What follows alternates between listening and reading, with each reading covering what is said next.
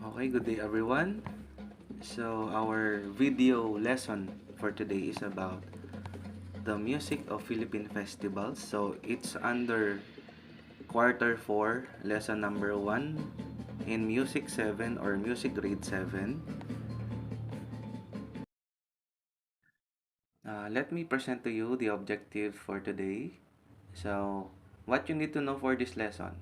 So after this lesson, you will be able to, number 1, identify and describe the origins and cultural background of selected Philippine festival or festivals. Second objective is to describe how the music contributes to the performance of the musical production. Third objective is improvise music accompaniment in relation to particular Philippine festival. Another objective is to identify the origin, characteristics, and background of selected Philippine festivals in Aklan, Cebu, Marinduque, Davao, Bicol, and Batangas. And lastly, to appreciate the different Filipino festivals. Philippine Festival. First, let us define what is festival. So, festival is a day or a period of celebration, typically a religious commemoration. So, pag sinabing commemoration, ito yung pag-alala. Second, an annual celebration or anniversary. Pag sinabing annual, yearly siyang ginaganap. Third, an organized series of concerts, plays, or movies, typically one held annually in the same place. So here are the Philippine festival under this lesson. So we have 6. The number 1 festival is Ati-Atihan Festival from Aklan. Second, Sinulog Festival from Cebu. Sublian Festival from Batangas. Kadayawan Festival from Davao. Moriones Festival from Marinduque. And last, Ibalong Festival or Ibalong Festival from Bicol. So first, let's talk about Ati-Atihan Festival. So Ati-Atihan Festival is originated from Aklan. So this is a festival or is a Philippine festival held annually in January in honor of Santo Niño, the Holy Child or Infant Jesus, in several towns of the province of Aklan, Panay Island. The biggest celebration is held during the third Sunday of January in the town of Calibo, the province capital. The name Ati-Atihan means to imitate the Ati people. Our second festival is the Sinulog Festival from Cebu. So, Sinulog Festival or the Sinulog Santo Niño Festival is an annual cultural and religious festival held on the third Sunday of January in Cebu.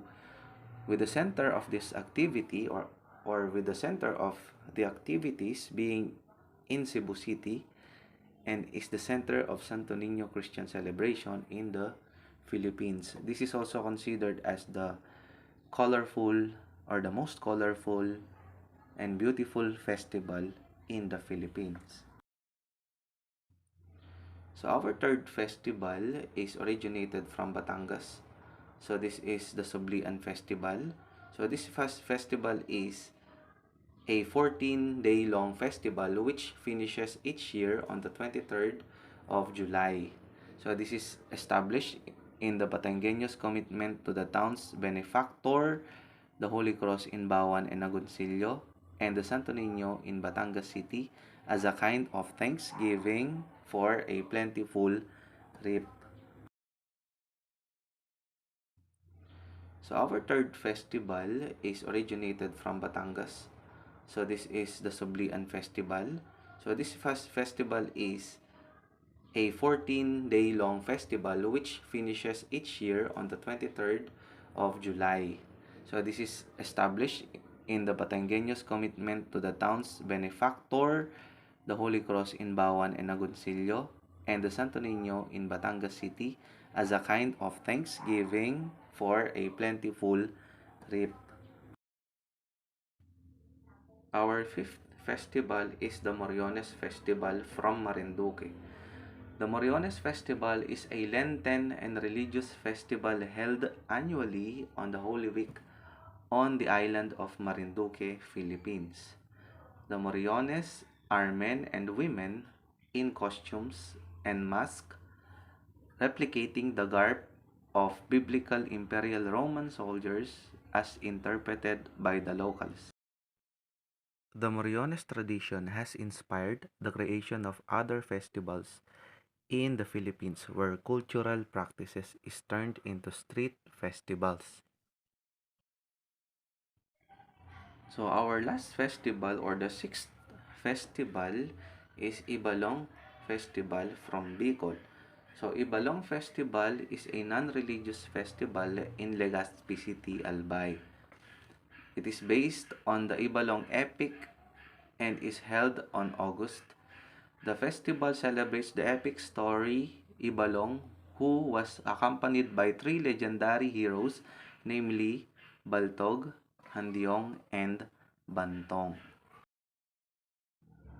So those are the six selected Philippine festival. Thank you for listening.